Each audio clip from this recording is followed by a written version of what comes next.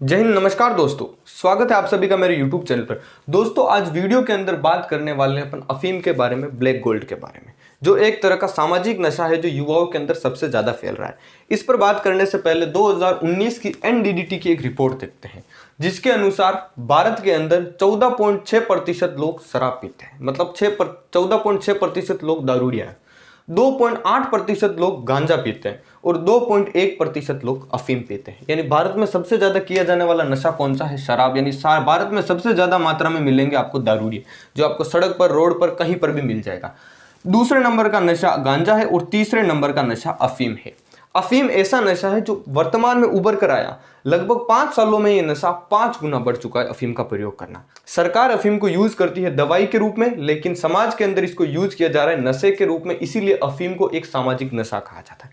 अगर आप राजस्थान में कभी घूमने आए तो आपको अगर मन पड़े तो दक्षिणी राजस्थान के अंदर घूमने के लिए आना। दक्षिणी राजस्थान में भी खास तौर पर ये चित्तौड़, राजसमंद, जोधपुर, इस साइड में आप घूमने के लिए आना। यहाँ पर मनवार के रूप में आपको अफीम पिलाई जाएगी।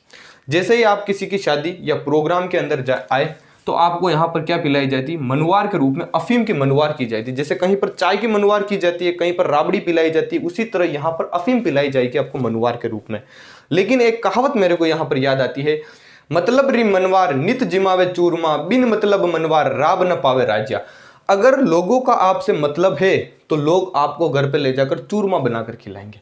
अगर लोगों का आपसे किसी भी प्रकार का मतलब नहीं है तो लोग आपको राबड़ी तक नहीं पाएंगे।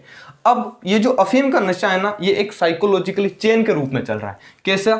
मान लीजिए कि एक व्यक्ति है जो अफीम लेता है, ये अफीम लेना शुरू कर दिया, ये पूरा अफीम लेता है, मतलब ये अमलीड़ा है। अब इसने अफीम लेना शुरू किया, ये अपने टच में 2 बंदे और जोड़ेगा, 2 या 4 बंदों को लेकर आएगा, दोस्तों को, उनको मनवार के रूप में अफीम पिलाएगा। अब ये जो 3 बंदे थे ना, ये भी अमल लेना सीख गए, क्योंकि एक बार में तो कोई सीखता नहीं है। लगभग इसके पास 7-8 दिन 10 दिन लगातार गए, ये अपनी खुद की अफीम इनको खिलाएगा, ये भी सीख गए।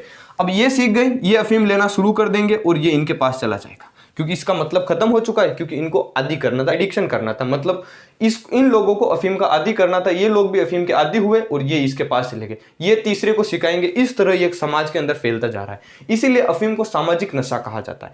भारत के अंदर 2.1% लोग अफीम लेने लग चुके हैं। सबसे ज्यादा ये नशा देखा जा रहा है युवाओं के अंदर। लेकिन एक बात है कि अफीम की खेती हर कोई नहीं कर सकता है।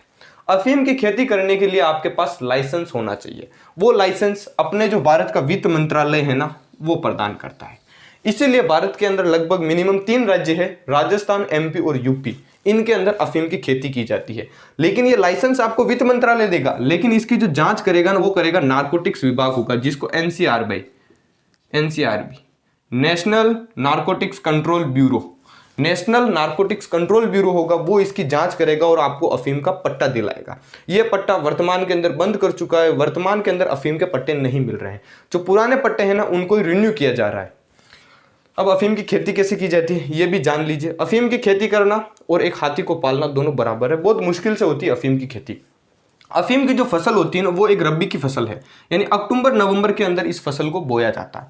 बोने से पहले क्या करना पड़ेगा आपको? जो सरकार के द्वारा प्लॉट अलॉटमेंट किया जाएगा, 11 हेक्टर, 12 हेक्टर, 10-20वां, उसके अंदर सबसे पहले आपको गोबर डालना पड़ेगा और कंपोस्ट डालना पड़ेगा।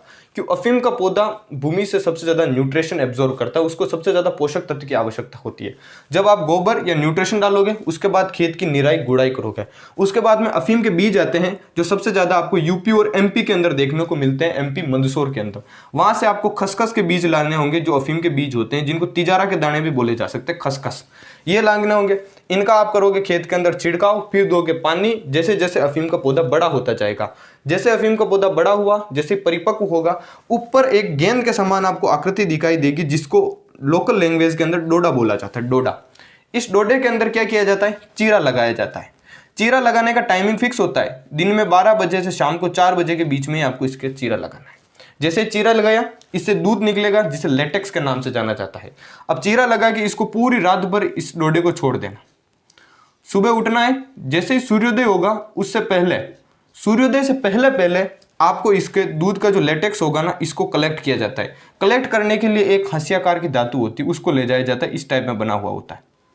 उसको ले जाया जाता है और इस लेटेक्स को इकट्ठा किया जाता है। इकट्ठा करने के बाद जो नारकोटिक्स विभाग होता है ना, वो एक गांव के अंदर एक मुखिया निर्धारित करता है। रोज की आपको अफीम इकट्ठा करके उस मुखिया को देनी होती है और फिर वो नारकोटिक्स विभाग वाले मई महीने में या अप्रैल में आते हैं, सारी अफीम एक साथ लेके चले जाते हैं। लेकिन अगर अफीम समाज के लिए गलत है, समाज में नशा फैला रही है, तो सरकार आखिरकार अफीम को बंद क्यों नहीं कर देती?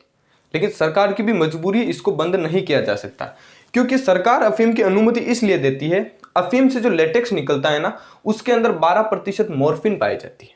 जब इस मॉर्फिन में थोड़ा सा बदलाव किया जाता है ना, मॉडिफिकेशन, तो इससे हेरोइन बनता है, जो एक मादक पदार्थ है। हेरोइन ये दवाइयों के अंदर काम आता है। बल्कि जो 12% ये मॉर्फिन निकलती है ना, उस मॉर्फिन का उपयोग सबसे ज्यादा किया जाता है दर्द निवारक टेबलेट के अंदर। यानी आप जो पेन किलर टेबलेट खाते हो ना, किससे आपको कहीं पर लग गई, डॉक्टर से आप टेबलेट लेते हो, पेन किलर टेबलेट, उसमें देखना पीछे मॉर्फिन का नाम जरूर होगा।